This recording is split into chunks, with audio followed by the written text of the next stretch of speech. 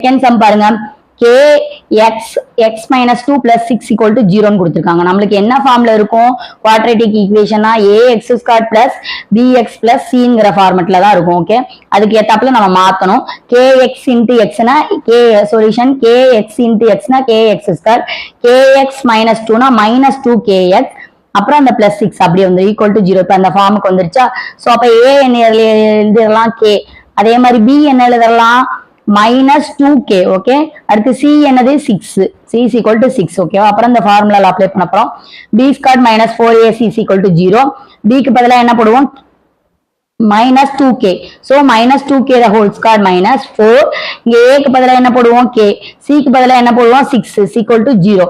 so என்ன வரும்? -2k the whole squared னா எப்படி வரும்? -2 the 2 squared k squared வருமா?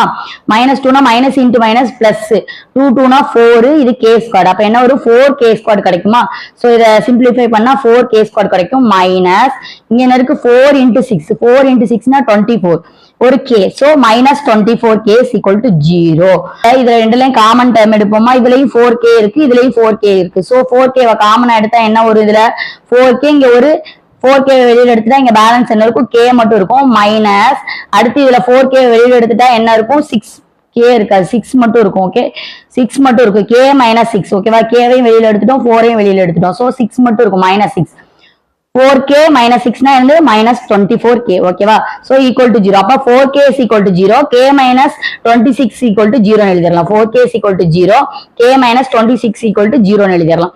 So 4k is equal to 0 னா k is equal to 0 னு வந்துரும். k minus 6 equal to 0 னா k is equal to இந்த -6 அங்கிட்டு போகும்போது +6. இது வேல்யூவே கிடையாது, தேவையில்லை.